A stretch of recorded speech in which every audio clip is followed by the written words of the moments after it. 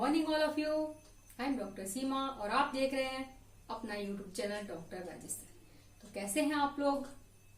आशा करते हैं कि बहुत ही अच्छे होंगे। तो चलिए शुरू करते हैं आज की क्लास। आज की क्लास में हम देखने वाले हैं जो भारत की तटरेखा है, तो उसमें कौन कौन से क्षेत्र हैं। तो सबसे पहला क्वेश्चन तो यहाँ पर यही बनता है कि जो ये तटरेखा है इसमें जो राज्य हैं इसके सहारे वो कितने हैं।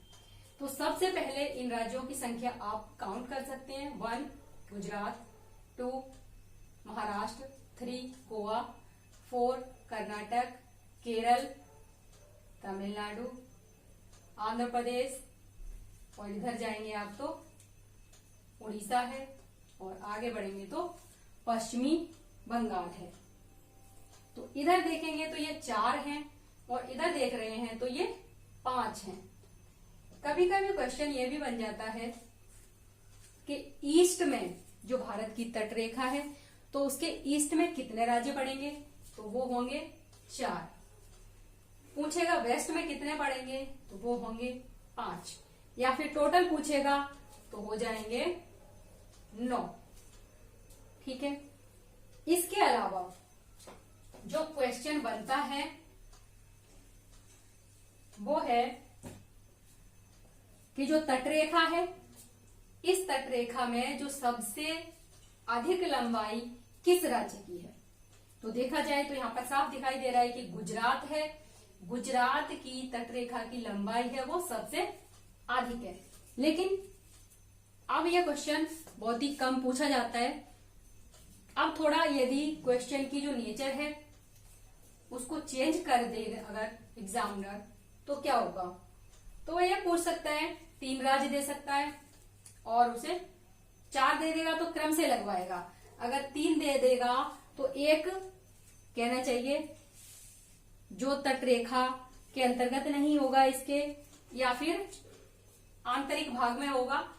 तो इस प्रकार से क्वेश्चन को घुमा सकता है। तो लेकिन हमें पता होना चाहिए कि जो सबसे पहला है उन्हें हम देख लेते हैं।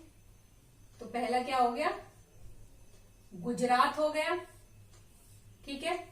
गुजरात की यदि देखें तो इसकी जो तटरेखा है उसकी लंबाई है 1214.70 किलोमीटर। दूसरे नंबर पे, ये तो आपका फर्स्ट नंबर पे, देखें सेकंड नंबर पे कौन आएगा, तो सेकंड नंबर पे आता है आंध्र प्रदेश। यानी कि ये हो गया फर्स्ट, ये हो गया सेकंड। तो आंध्र प्रदेश का देखते हैं यदि, तो आंध्र प्रदेश इसकी जो तटरेखा है उसकी लंबाई कितनी है, तो इसकी है 973.70 किलोमीटर। ठीक है।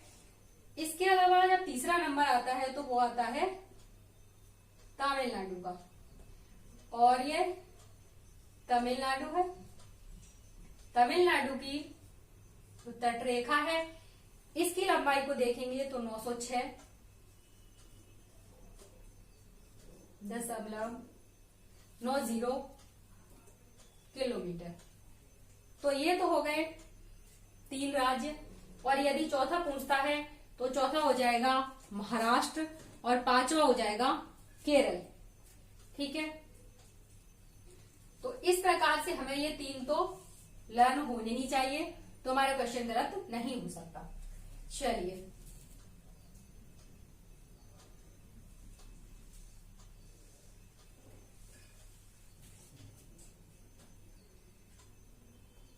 ठीक है।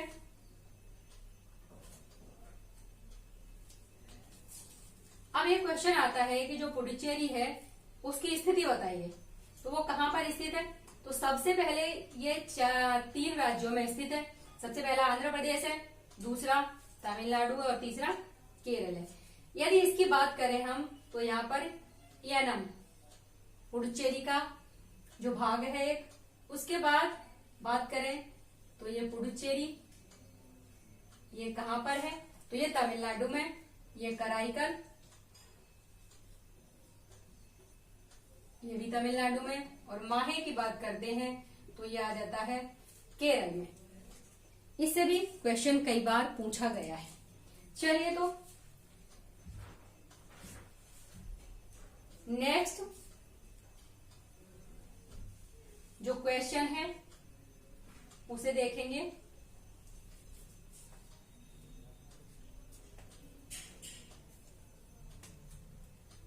इसके अलावा एक क्वेश्चन ये पूछा जाता है कि जो भारत की प्रादेशिक समुद्री सीमा है या फिर भारत की जो प्रादेशिक जल सीमा है या फिर क्षेत्रीय सागर, तो वो कहाँ विस्तृत है। तो देखा जाए तो जो हमारा ये इंडिया का मैप है, यानी कि इसकी जो तटरेखा है ये कटी फटी है, तो इसको हमने सही करने के लिए एक आधार रेखा बनाई है, बेस लाइन। आधार रेखा हमने खींची और उस आधार रेखा से ही इन सब की दूरियों को मापा जाता है। तो सबसे पहला प्रादेशिक समुद्री सीमा, तो ये प्रादेशिक समुद्री सीमा कुछ इस तरह से है इसके सहारे। अब इसकी जो लंबाई है वो कितनी है ये देखें हम, तो वो है 12 समुद्री मील। 12 समुद्री मील या नॉटिकल मील, ठीक है, कुछ भी लिख सकते हैं। 12 समुद्री मील या नॉटिकल मील भी लिखा हो सकता है। और इसका मतलब जो समुद्री मील है उसका मतलब होता है कि 1 मील, जो ये समुद्री मील है, यानी कि समुद्री मील बराबर 1.8 मील, ठीक है। सबसे पहला ये हमारी आधार रेखा हो गई। ये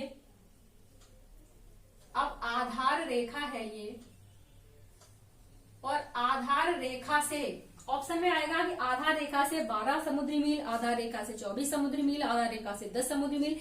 इस तरह से क्वेश्चन का जो ऑप्शन देगा वो इस तरह से होंगे। तो ये आधार रेखा है और आधार रेखा से इसकी जो दूरी है वो कितनी है, 12, जो कि हमने देख ली।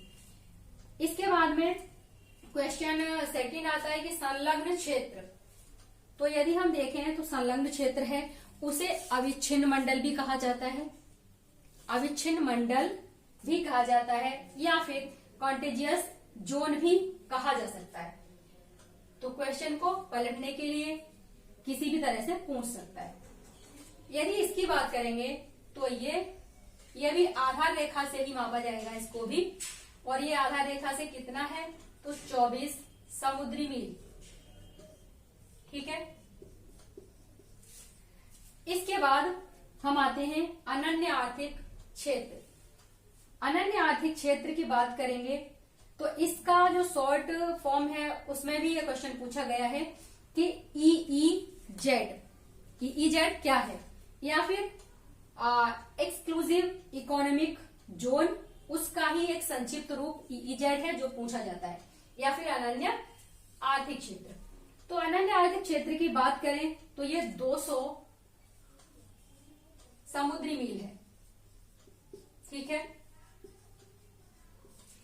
200 समुद्री मील है, कहां से, तो ये भी आधार रेखा से ही है, यानी कि ये जो है 200 वाली जो ये अनन्य आर्थिक क्षेत्र हो गया, ठीक है। इतनी बात आपको समझ में आ गई होगी। इसके अलावा क्वेश्चन क्या बन सकता है, और ये तो सामान्य बात हो गई। इसके अलावा पूछेगा तो पूछ सकता है कि जो ये प्रादेशिक समुद्री सीमा है ये क्यों रखी गई है। तो इसके अंतर्गत क्या होता है कि सभी प्रकार के जो संसाधनों का दोहन का कार्य हम कर सकते हैं, यानी कि जो देश है वो वहां तक अपना संसाधनों का दोहन कर सकता है। दूसरे की बात करते हैं, यदि ये संलग्न क्षेत्र है तो इसकी बात करें यदि, तो इसमें पर्यावरणीय स्वच्छता की बात आती है कि वहां पर आप पर्यावरणीय स्वच्छता का ध्यान रख सकते हैं।